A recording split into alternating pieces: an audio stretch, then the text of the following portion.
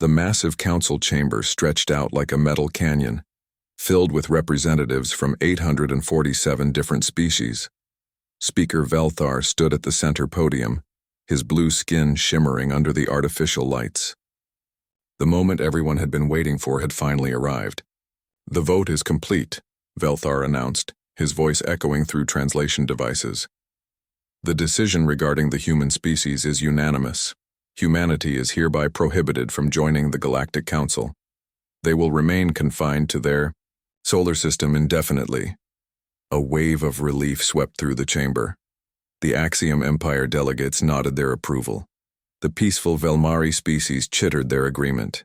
Even the usually neutral crystalline collective pulsed with satisfied energy. Everyone agreed that humans were simply too dangerous. 3 billion light-years away, Captain Lee Daeho sat in his command chair aboard the exploration vessel New Horizon. He had no idea that his entire species had just been judged and found wanting. The ship's communication array crackled with routine status reports from his crew. "Captain, we're receiving the daily update from Earth," reported Communications Officer Park Boram. She was young for her position, but her skill with alien languages had made her invaluable. "Everything seems normal back home." Lee nodded, but something felt wrong. The messages from Earth had been getting stranger lately, more formal, less personal. It was as if Earth Command was being very careful about what they said. "Any word from the other deep space missions?" Lee asked. "Nothing, sir. Radio silence from all the exploration teams." That was odd. When the New Horizon had left Earth 2 years ago, there were supposed to be 12 other ships on similar missions. They should have been checking in regularly. In the engine room, Kim Woo-jin was having his own concerns.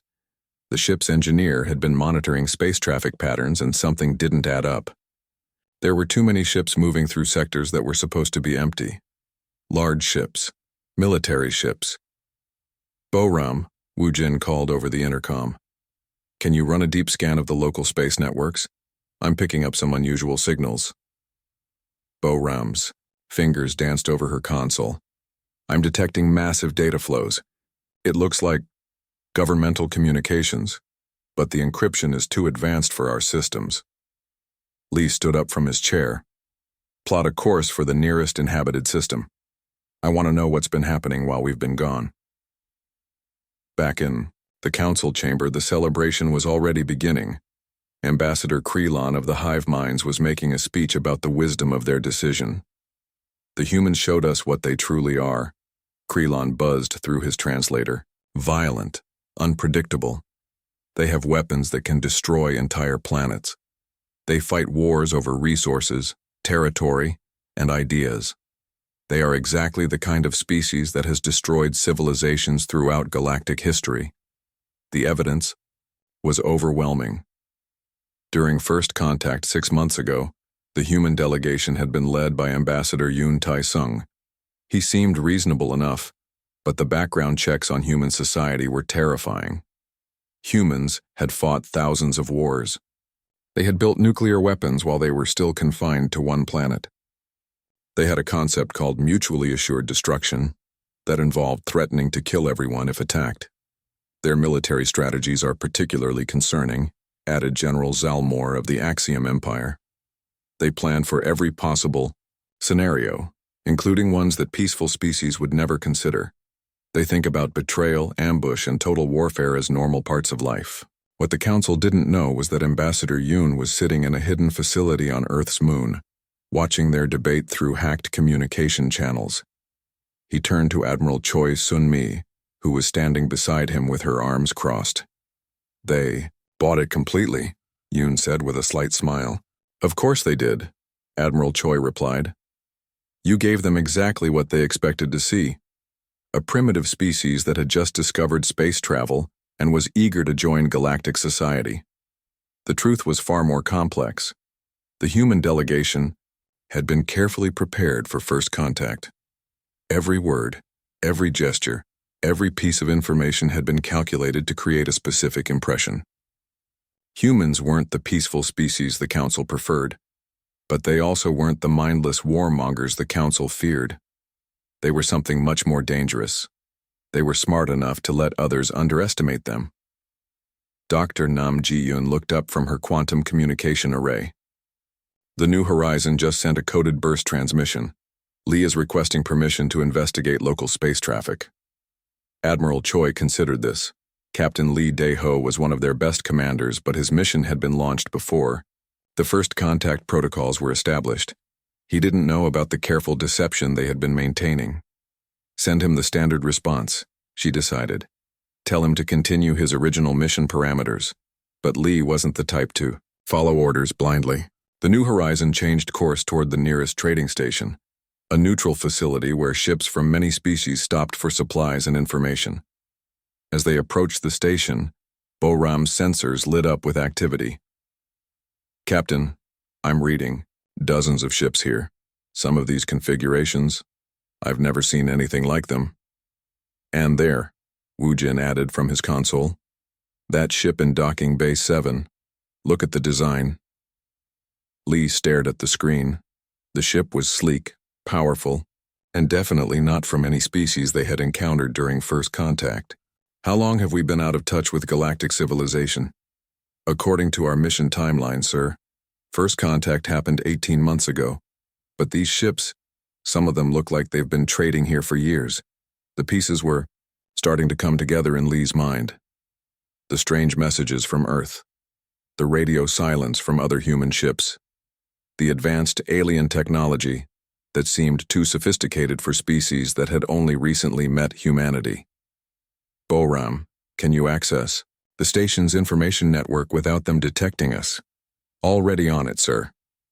Her fingers flew over the controls. I'm pulling up recent news feeds and trading logs. What she found made everyone on the bridge go silent. According to the galactic news networks, humanity had been a known quantity for almost 2 years. There were detailed files on human technology, society, and military capabilities, trade agreements, diplomatic incidents, even entertainment programs featuring human culture. Captain, Bo-ram said quietly, according to these records, humans have been part of galactic civilization for much longer than our official first contact. Lee sat back in his chair, his mind racing. Either Earth had been conducting secret diplomacy without telling their deep space missions, or something much more complex was happening. Set course for Earth, he ordered.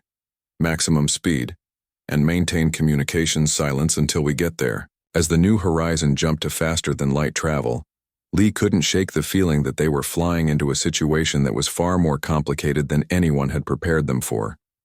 The Galactic Council thought they had prohibited humanity from joining their civilization.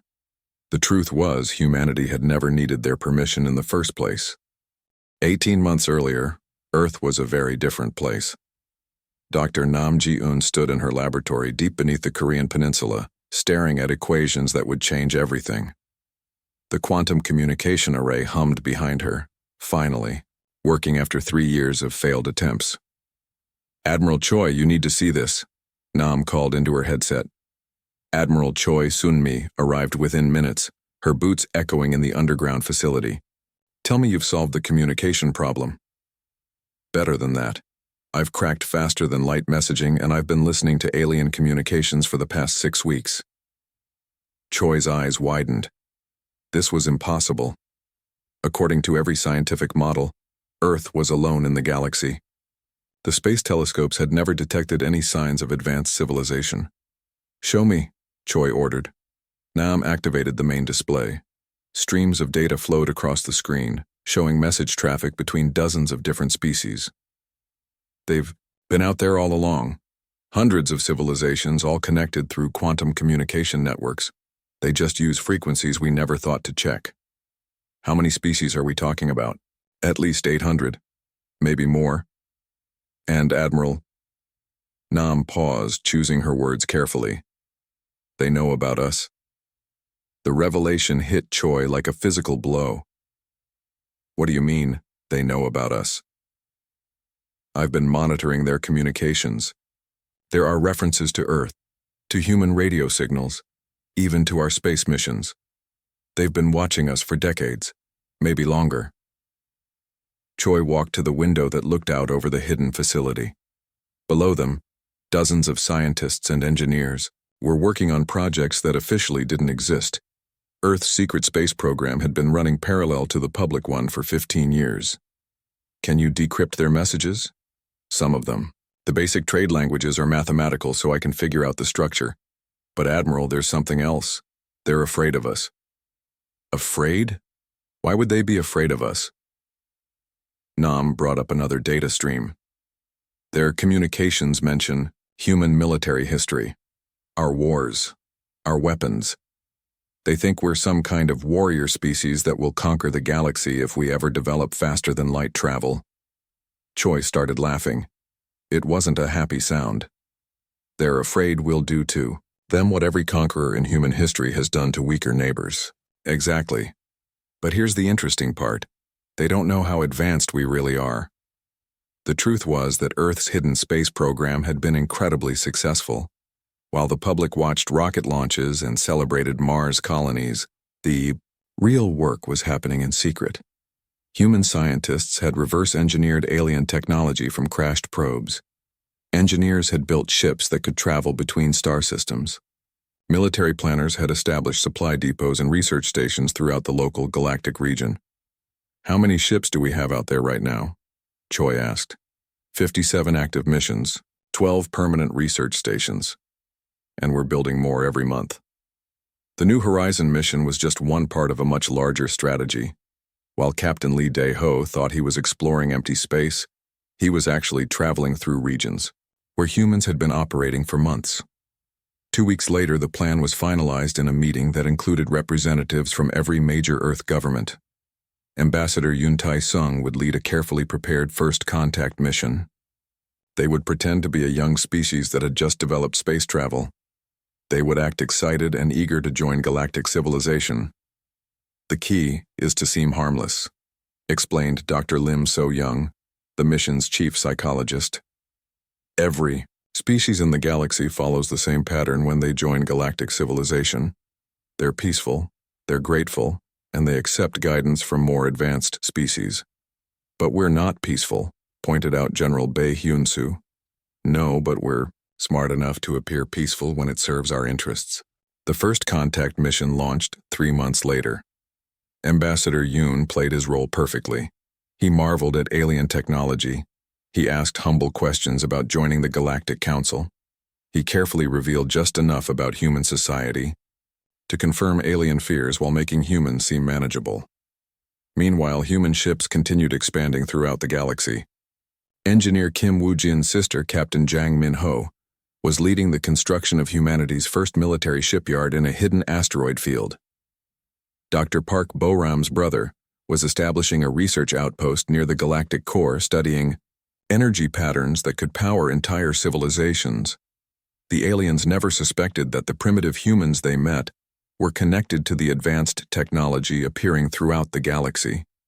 Human ships used stealth systems that made them invisible to most alien sensors. Human bases were built inside asteroids and hidden behind gravitational anomalies. The beauty of the plan, Admiral Choi explained to her staff, is that they're making decisions based on incomplete information. They think they're dealing with a single planet of violent primitives. They don't realize they're looking at a species that has already spread across half the galaxy. But there was a problem that nobody had anticipated. While humans were busy deceiving the Galactic Council, they had discovered something the Council had missed entirely. Deep space monitoring stations had detected unusual energy signatures from the galactic rim. Massive objects were moving in dark space, following patterns that suggested intelligence. Ancient ruins on dead worlds showed signs of civilizations that had been completely destroyed by some unknown force. Admiral, reported Dr. Kwon Mi-ra from the furthest human outpost, we've found evidence of at least 12 extinct civilizations. All of them were destroyed within the last 10,000 years. All of them show the same pattern of destruction. What kind of pattern? Total annihilation. No survivors, no refugees. Every planet stripped of all biological material. It's like something came through and harvested entire species. The discovery changed everything. While the Galactic Council debated whether humans were too dangerous to join their civilization, Humans were discovering that something much more dangerous was lurking in the darkness between galaxies. We need to accelerate our expansion, Choi decided. If there's a threat out there that can destroy entire civilizations, we need to be ready for it. What about the Council prohibition? Let them prohibit us. By the time they figure out what's really happening, we'll be the only species prepared to deal with the real threat. 6 months later, the Council voted to exclude humanity from galactic civilization. On Earth, the news was received with a mixture of amusement and satisfaction. They think they've solved their human problem, Yoon reported to the Hidden Command Center. They have no idea that we've been operating independently all along. Good, Admiral Choi replied. Let them think they're safe. When the real threat emerges, they'll need us more than we've ever needed them. But time was running out faster than anyone realized. The energy signatures from dark space were getting stronger. The pattern analysis suggested that whatever had destroyed those ancient civilizations was waking up again. And Captain Lee Dae-ho's ship, the New Horizon, was flying directly toward the first signs of the approaching storm. Captain Lee Dae-ho's ship dropped out of faster-than-light travel at the edge of the solar system. What he saw made his blood run cold. Earth's orbital defenses were active, space stations were moving into defensive positions, and military ships were everywhere. Captain, Communications Officer Park Bo-ram called out, her voice tight with worry. I'm receiving emergency broadcasts on multiple frequencies. Something's attacking the outer colonies. Lee had never heard of any outer colonies. According to his mission briefings, humanity barely had settlements beyond Mars. Put the broadcasts on screen. The main display filled with chaotic images. Space battles, burning space stations, ships fleeing from something that moved like liquid metal through space, and human voices calling for help from places that weren't supposed to exist. This is colony ship Busan, requesting immediate assistance. We're under attack by unknown hostile forces. They're not responding to communication attempts. Another voice cut through the static. New Seoul Station is gone. Repeat, New Seoul Station has been completely destroyed. Whatever these things are, our weapons aren't working. Engineer Kim Woo-jin stared at his console in shock. Captain, I'm reading energy signatures from at least 30 human settlements scattered across 12 star systems. How is that possible? Before Lee could answer, a priority message came through from Earth Command. Admiral Choi Sun-mi's face appeared on screen and she looked like she hadn't slept in days. Captain Lee, welcome home. I'm uploading your new mission parameters immediately. Report to Luna Command for full briefing. The Luna Command facility was hidden inside the moon's largest crater. As Lee's shuttle approached, he could see massive construction projects that definitely hadn't been there when he left. Shipyards, weapons platforms, underground factories that stretched for kilometers. Admiral Choi met him at the airlock. I know you have questions, Captain. All of them will be answered. But first, you need to understand what we're dealing with. She led him through corridors, filled with soldiers and scientists from dozens of different countries. The facility was enormous, clearly built over many years. This wasn't something that had been constructed in response to a recent crisis. How long has this been here? Lee asked. 15 years, ever since we detected the first alien signals. Choi stopped at a secured briefing room. Everything you were told about first contact was a carefully planned deception. We've been operating in galactic space for almost 2 years. The briefing room contained a dozen other ship captains, all looking as confused as Lee felt. General Bae Hyun-soo stood at the front of the room, pointing to a massive star chart. The aliens call them devourers, Bae explained. Machine intelligences that sweep through the galaxy every few thousand years, consuming everything in their path. They've been dormant for millennia, but something has awakened them. The star chart showed the path of destruction. Dozens of human colonies and research stations had been attacked in the past week. The pattern was clear and terrifying. They're not random attacks, continued Dr. Lim So-young, who had joined the briefing via hologram from a research station. The Devourers are targeting our most advanced installations first. They're learning about our technology by studying our defenses. Captain Jang Min-ho, commander of the stealth warship Seoul's Pride, raised his hand. What about the Galactic Council, do they know about this threat? The Council spent 6 months debating whether humans were too dangerous.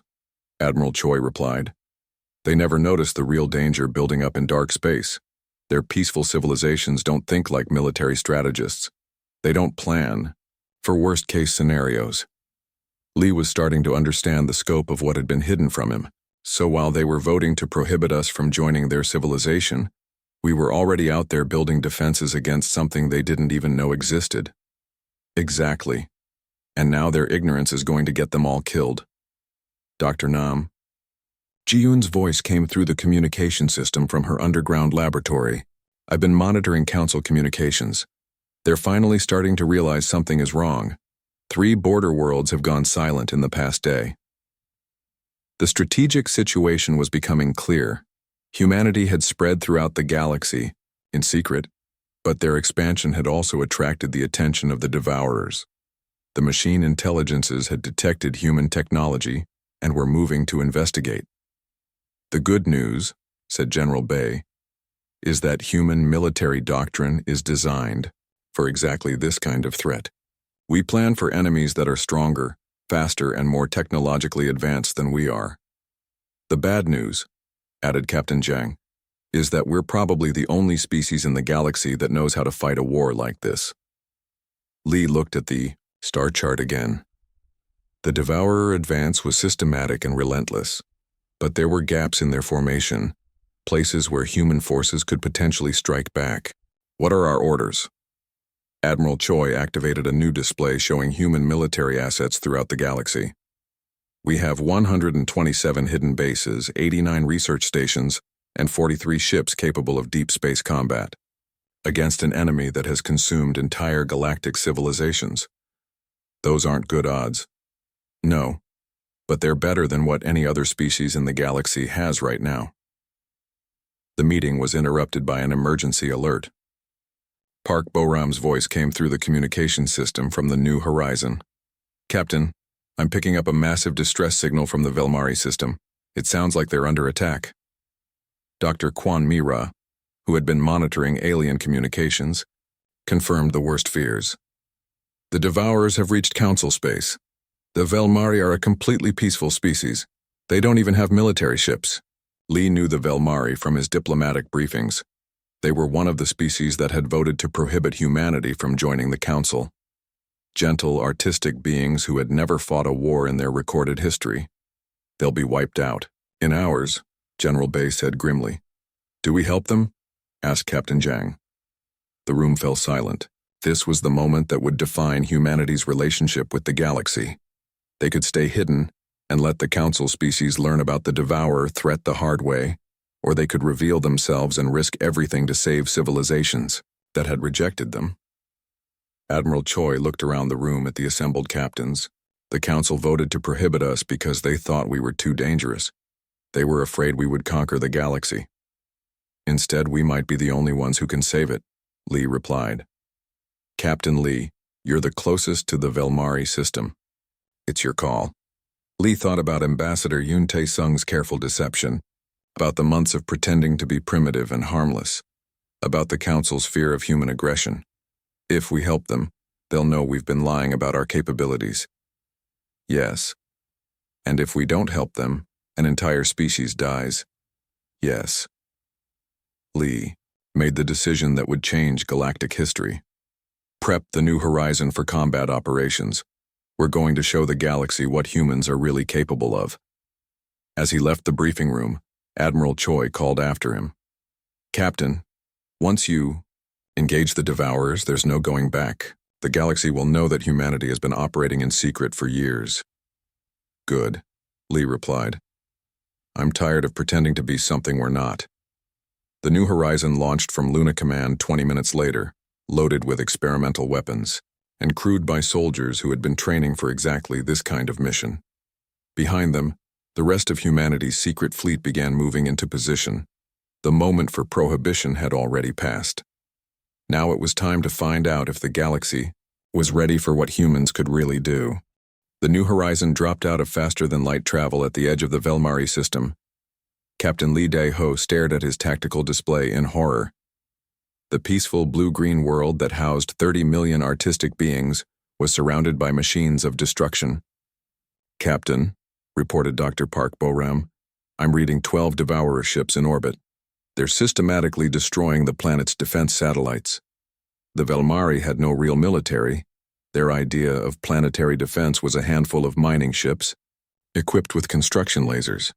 Against the liquid metal Devourers, they might as well have been throwing rocks. "Sir," Engineer Kim Woo-jin called from his station, "I'm detecting massive energy buildup from the Devourer fleet. If they fire those weapons, the entire planet will be sterilized," Lee finished. He had studied the reports from the destroyed human colonies. The Devourers didn't just conquer worlds, they stripped them completely clean of all biological matter. Time to impact? 18 minutes. Lee activated the ship's combat systems. The New Horizon had been quietly upgraded during his mission. What looked like a simple exploration vessel was actually armed with weapons that combined human engineering with alien technology reverse-engineered from captured probes. "Send a message to the Velmari Command Center," Lee ordered. "Tell them help is coming." The response came back immediately. Captain An Soo-jin of the Velmari Rescue Coordination Center sounded desperate. "Unknown human vessel. This is Captain An. We have no military capabilities. Our evacuation ships can only save a fraction of our population. Captain An, this is Captain Lee of the Earth vessel New Horizon. We're here to help. Can you coordinate your evacuation ships with our attack pattern?" There was a long pause. "Human vessel, according to our records, your species lacks faster-than-light travel capabilities. How are you here?" "That's a long story. Right now we need to focus on saving your people." Lee turned to his crew. "Boram, I need you to hack into the Velmari communication networks. Coordinate their civilian evacuations with our attack runs. Woo-jin, prepare the experimental weapons. We're going to find out if human technology can actually hurt these things." The New Horizon accelerated toward the Devourer fleet.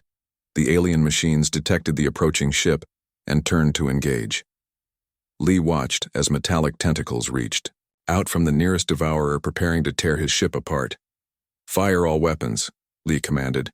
The New Horizon's hybrid weapon systems opened fire. Plasma cannons designed from human military theory and powered by alien energy cores struck the lead Devourer. For a moment, nothing happened. Then the machine began to break apart. "Direct hit," Woo-jin reported with excitement. "The alien power cores are creating resonance patterns that disrupt their molecular structure. Keep firing. Boram, how are the evacuations going?" "Captain An has coordinated the civilian transports. But sir, there are too many people and not enough ships." Lee made another decision that would change everything. "Open a channel to Earth Command. Tell them we need immediate evacuation support." Admiral Choi Sunmi's face appeared on screen. Behind her, Lee could see the massive Luna Command facility in full crisis mode. "Captain, you're supposed to be maintaining operational security." "Admiral, 30 million civilians are about to die. Operational security is a luxury we can't afford." Choi was quiet for a moment, then nodded. "Understood. I'm dispatching the evacuation fleet immediately." Within minutes, faster-than-light portals began opening throughout the Velmari system. Human ships emerged, not the primitive vessels the galaxy expected, but advanced warships and massive transport craft. Captain Jang Minho's voice came through the communication channel. "New Horizon, this is Seoul's Pride. We're moving to engage the Devourer fleet." Captain Oh Jung-woo, reporting with the transport squadron, added another voice. "Beginning civilian evacuation immediately." Captain An watched from her command center as human ships filled her system's space. "Captain Lee, how many ships do you have?" "Enough," Lee replied, then switched to a private channel. "Boram, patch me through to the Galactic Council emergency frequency." "Sir, that will reveal our communication capabilities." "Do it." The message went out across the galaxy. Captain Lee Dae-ho of the human vessel New Horizon, addressing the Galactic Council directly. "Council Command, this is Captain Lee.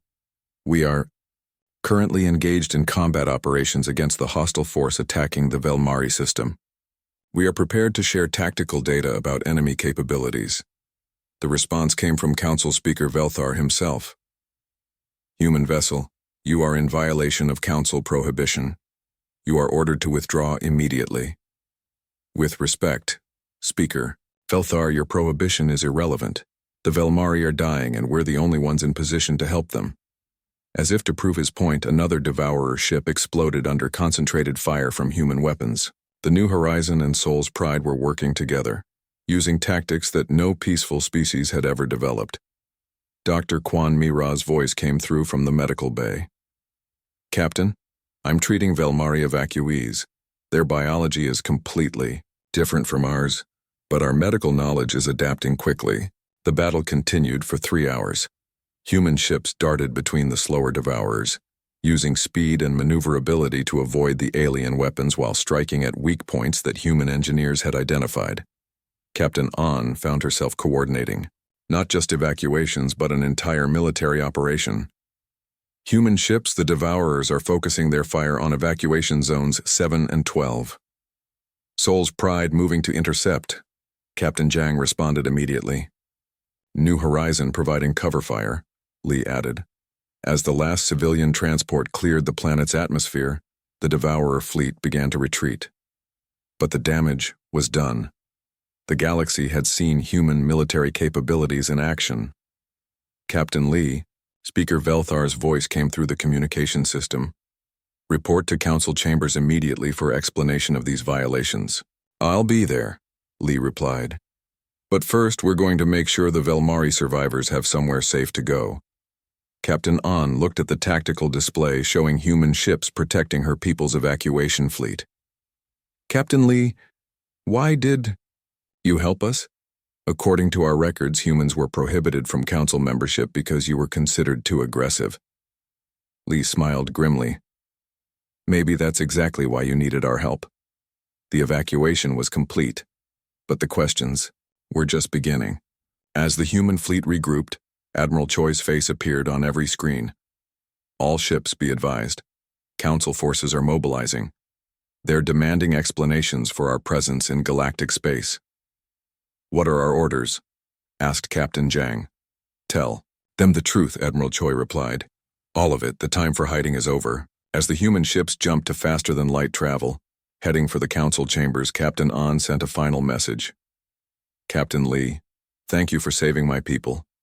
But I have to ask, if humans have capabilities like this, why did your delegation seem so primitive during first contact? Li's response was broadcast across the galaxy. Because we wanted to see what kind of civilization we were dealing with before we revealed what we could really do. The message was received by every species in the galaxy, the peaceful Velmari, who owed their lives to human intervention, the Council members who had voted to prohibit humanity, and the Devourers, who were beginning to realize that they had awakened something far more dangerous than the usual galactic prey. The war was just beginning, but the galaxy would never look at humanity the same way again. The Council chambers had never seen anything like it. Captain Li Dai-ho stood in the center of the Great Hall, surrounded by representatives from 847 different species. But this time, he wasn't alone.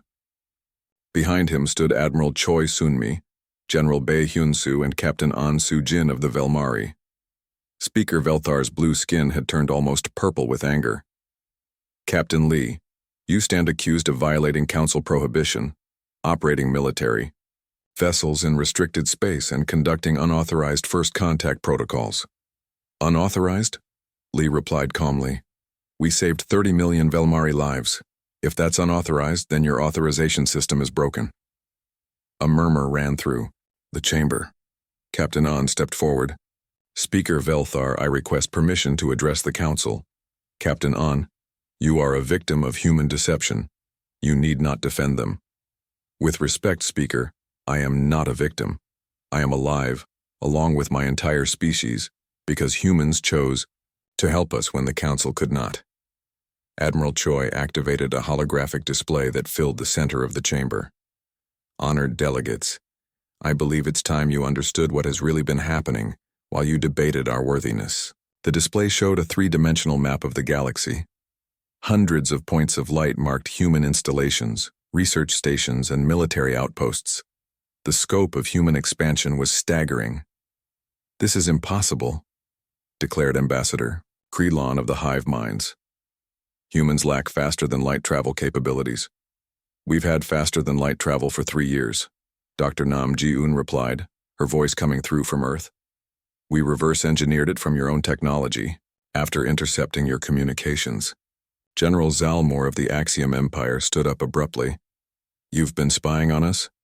"We've been studying you," corrected General Bay. "While you were deciding whether we were safe enough to join your civilization, we were learning everything we could about galactic threats." The display changed to show the Devourer advance. Red indicators marked destroyed worlds, consumed civilizations, and the spreading wave of destruction moving toward the galactic core. "The Devourers have been active for 6 weeks," Admiral Choi explained. "In that time, they've destroyed 47 worlds and consumed 3 entire species. Your peaceful civilizations never saw them coming." Speaker Velthar's voice was quieter.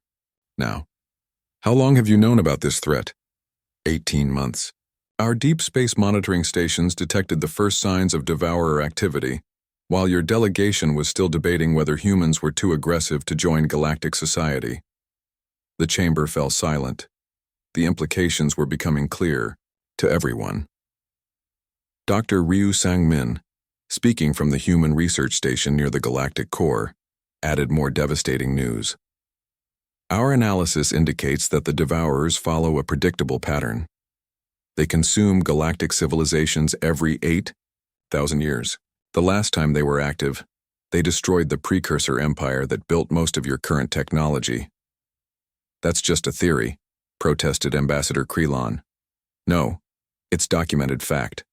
We found the records in precursor ruins that your species never bothered to fully explore."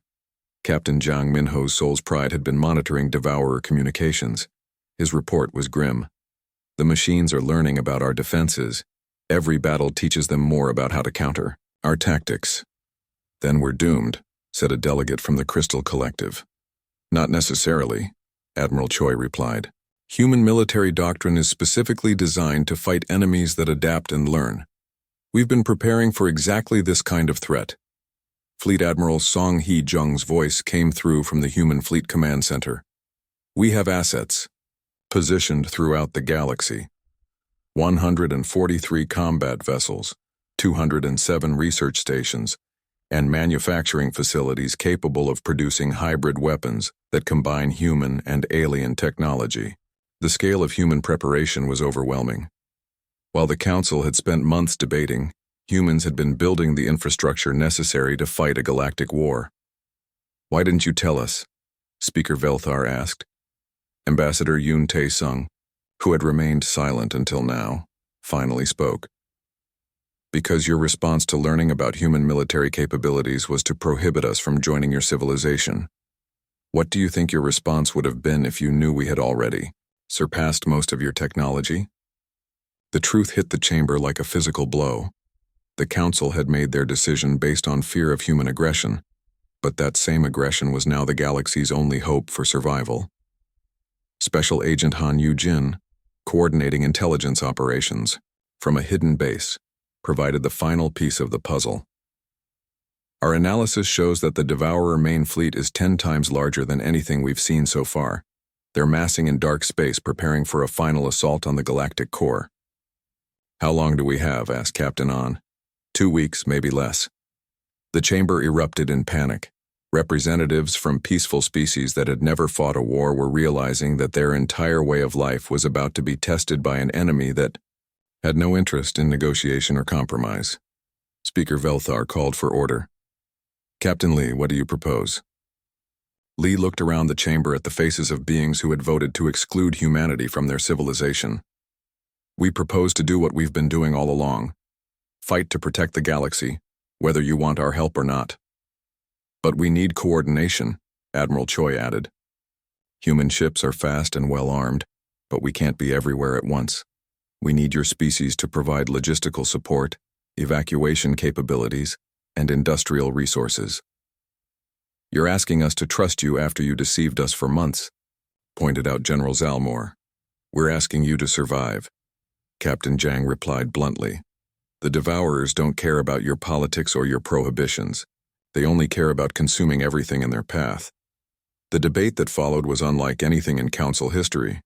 Species that had never considered military strategy were forced to discuss weapons, tactics, and sacrifice. The peaceful civilizations that had built galactic society were confronting the reality that sometimes peace had to be defended with violence. Finally, Speaker Velthar called for a vote. The question before the Council is whether to accept human military leadership in the defense against the Devourer threat. The vote was closer than anyone expected. Species that had enthusiastically supported human prohibition now had to decide whether to trust their survival to the same human aggression they had feared. When the count was complete, the result was unanimous. Every species voted to accept human leadership. But Captain Lee had one more surprise for the Council. "We accept your request for military cooperation," he said formally. "But we decline any special status or recognition. When this war is over, humanity will take its place as an equal member of galactic civilization, not as conquerors or protectors." Admiral Choi stepped forward. "We didn't expand across the galaxy to rule it. We did it to protect it. And after we've defeated the Devourers, we'll prove that a species can be both strong enough to fight and wise enough to choose peace." As the Council session ended, Captain An approached Lee privately. "Do you really think we can win this war?" Lee looked at the tactical displays showing the approaching Devourer fleet. Thousands of ships, each one capable of destroying entire worlds. Against them, humanity had built a coalition of species that had never worked together before. "I think we're about to find out what this galaxy is really capable of when it stops debating and starts fighting." The prohibition against humanity had become irrelevant. The moment for excluding them had passed long before the Council realized it. Now, as Devourer fleets massed in dark space, the galaxy would discover whether their fear of human aggression had been justified, or whether that same aggression would be the key to their salvation. The war for galactic civilization was about to begin, and humanity would no longer be watching from the sidelines.